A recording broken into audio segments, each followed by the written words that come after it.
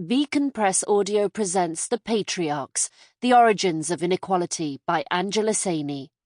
This audiobook is narrated by Sohm Kapila, published by Beacon Press Audio 2023.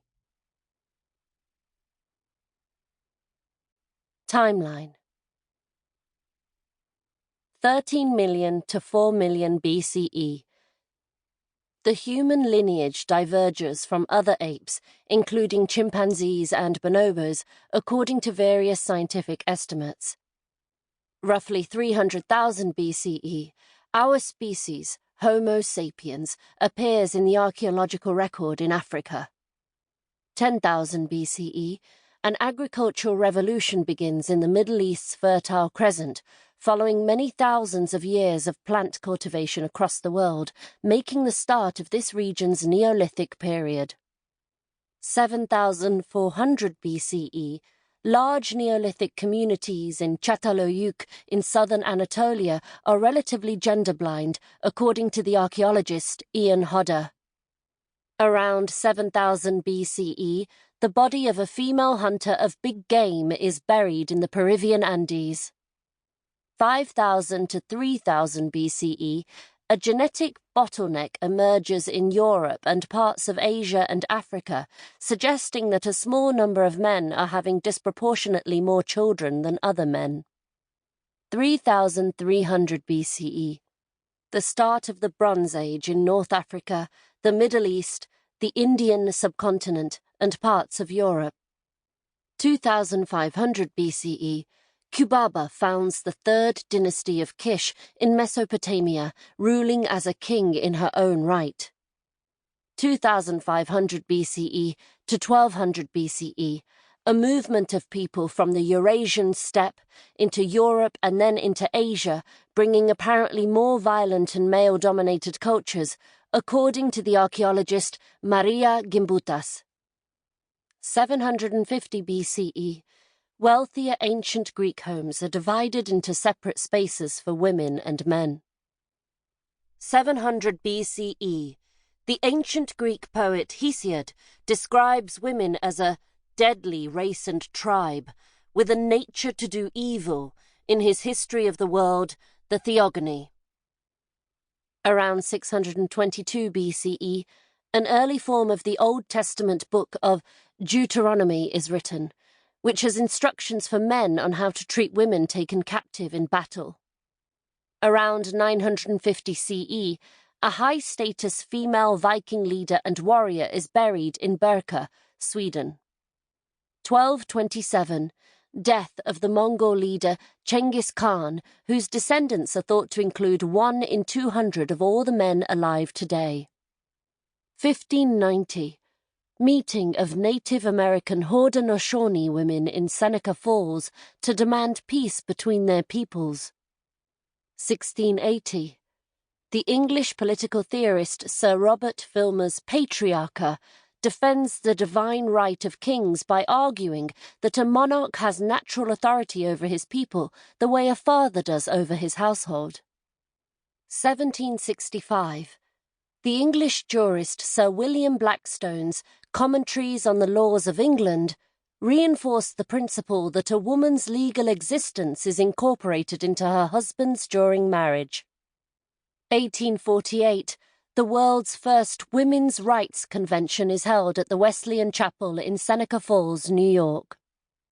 1870, the Married Women's Property Act is passed in the United Kingdom, allowing married women to legally keep their own earnings.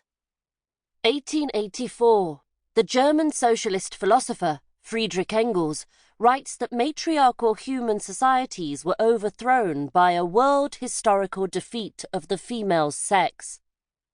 1900, the Asante Queen Mother Nana Ya Asantewa in Ghana leads a war of independence against the British Empire. 1917, the Russian Revolution leads to the creation of the first socialist state. 1920, Soviet Russia becomes the first country in the world to legalize abortion. 1960, Sirimarval Bandaranaike is elected the world's first woman prime minister in Sri Lanka. 1976. The Kerala legislature in India abolishes matrimony. 1979.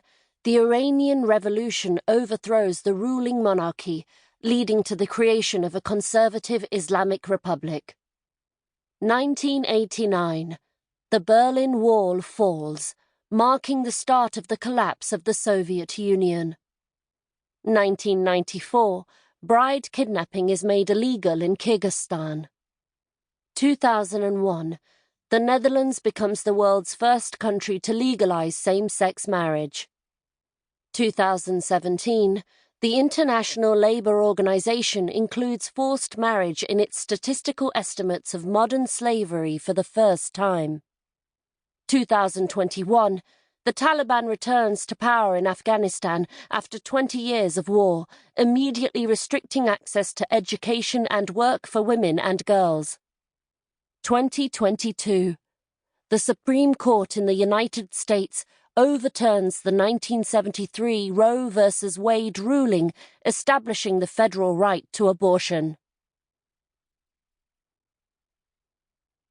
Introduction.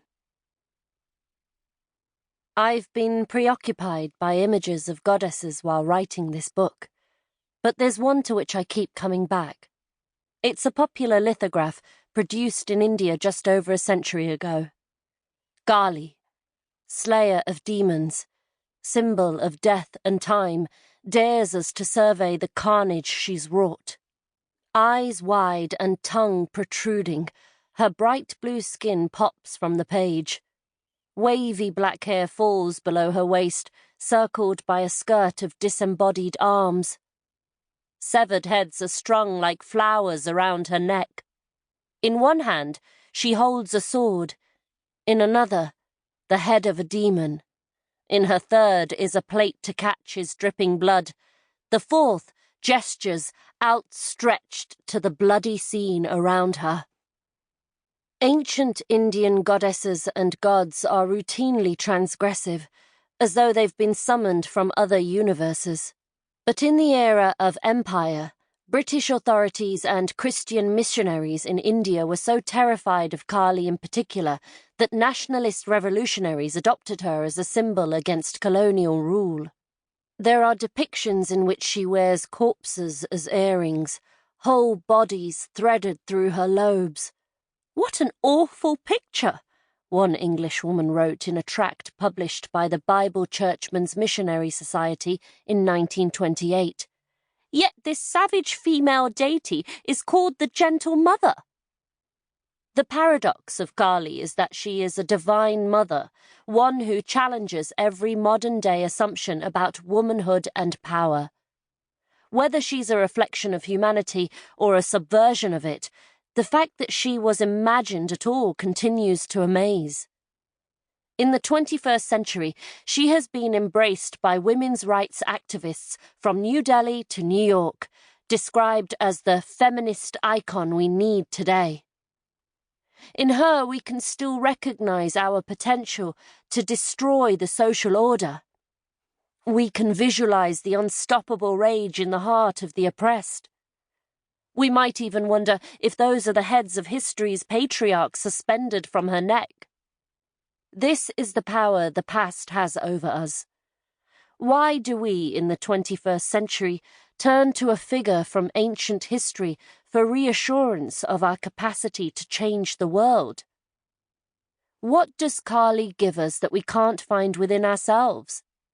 The philosopher Kwame Anthony Appiah once asked, in a similar vein, why some of us feel the need to believe in a more equal past to picture a more equal future. Historians, scientists, anthropologists, archaeologists, and feminists have all been fascinated by this question.